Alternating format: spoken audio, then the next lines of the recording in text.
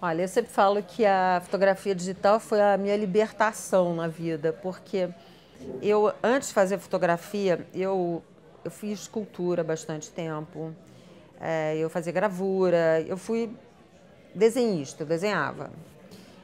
Mas só que aquilo ali tinha uma dependência. Primeiro que eu não achava que eu era tão boa assim, eu achava que era ok, mas não era assim. Certamente não era um talento para o assunto, mas era uma coisa que eu gostava muito de fazer. E aí a fotografia já me permitiu, digamos assim, desenhar melhor. E agora, com a tecnologia digital, em que você pode colocar fotografia em qualquer suporte, e você pode acrescentar som, música e tal, para mim, assim, é a ópera moderna. Então, é o que eu mais gosto, é isso, essa possibilidade de você ir agregando, agregando, agregando e criar um mundo ali. Eu acho que durante muitos anos eu tive uma amnésia, e essa amnésia foi provocada pelo seguinte: quando eu era garota, durante a ditadura militar, meus pais tiveram que sair do Brasil e foram para fora, foram morar fora, como várias pessoas daquela época, por questões políticas.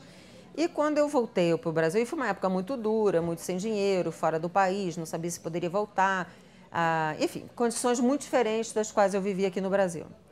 Aí, quando nós voltamos, eu acho que eu tinha uma tal necessidade de voltar a fazer parte de um grupo, entre aspas, que eu tinha largado, que eu criei uma espécie de amnésia histórica. E não pensava nisso. Aquilo ficou para trás. Eu não queria pensar nesse assunto. Aquilo era um assunto que eu falei, tipo, ficou para trás, não me diz respeito. E eu acho que a fotografia, com o passar dos anos, cada vez foi me obrigando a pensar novamente nessa questão da história, do que você esquece, do que você traz, do que você mostra, do que você não mostra. Então, eu acho assim, que teve esse momento amnésia, mas a fotografia, de certa forma, infiltrando na minha cabeça e pela maneira de trabalhar, e ao mesmo tempo fazendo esse tipo de trabalho, que não é a minha história, mas você entra na história dos outros, as coisas vão se alargando e você precisa de categorias, você precisa de enfim, de uma formatação.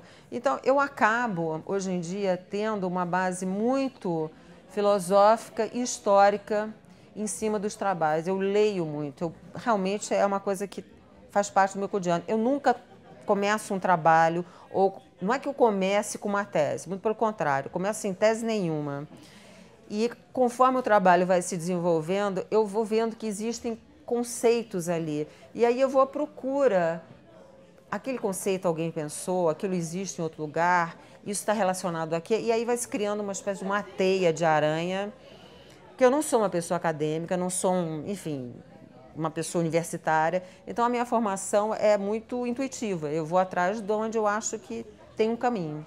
Para a fotografia agora, esse é um momento curioso, eu acho que de certa forma essa exposição aqui, ela foi a construção dessas identidades particulares até agora. Eu não sei se daqui a 5, 10 anos nós vamos ter uma exposição como essa agora. Eu acho que vai ser uma outra maneira de pensar sobre a identidade. E eu acho que essa identidade vai estar muito mais voltada para essa questão, a identidade no coletivo, do que a identidade na sua especificidade.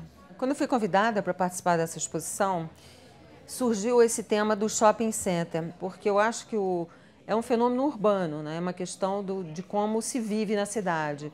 Eu acho que numa cidade, principalmente como São Paulo, a vida urbana ela foi retirada da rua, então ela foi posta para dentro dos lugares privados. E o shopping center é um meio do caminho.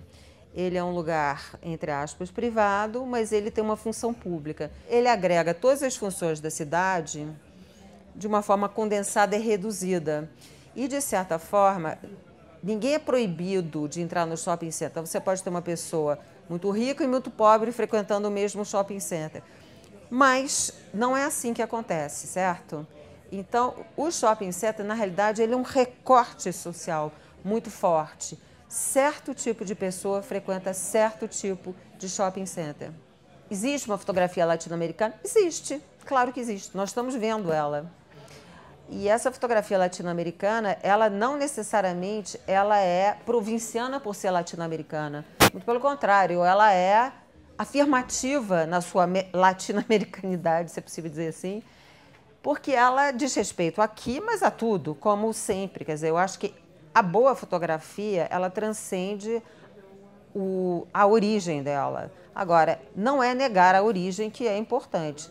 A questão é você ser amplo na sua pesquisa e você, dentro do seu ponto de vista, ter capacidade de falar para os outros. É claro que eu gosto de saber que meu trabalho está numa casa de alguém que eu gosto, que eu admiro, enfim, essas coisas que são, né, não sei nem dizer, e que está numa instituição importante. Por exemplo, tem muito artista que é contra doar trabalhos. Eu sou muito a favor de doar, porque eu acho que faz parte, entendeu, do projeto artístico. Se você tem uma função social, essa pode ser uma função social, entende? Você faz uma doação para o museu, aí não sei quantas pessoas vão poder estar vendo aquele trabalho que, se não fosse assim, estaria na casa só de um fulano, certo? Então, eu acho que tem coisas desse tipo que eu acho que eu priorizo. Agora, para mim, o importante é fazer. As pessoas reclamam até disso. Nossa, que chata, mal acabou esse trabalho, já está pensando em outro. Não para, por que você não para? Vai tirar umas férias. Eu falei, posso tirar férias, mas mesmo nas férias eu estou olhando as coisas, eu estou pensando, porque essa é a graça da fotografia, né? A fotografia, ela está misturada com a vida, ela não é uma coisa à parte da vida, ela é a vida para mim, ela é a forma pela qual eu vou vivendo.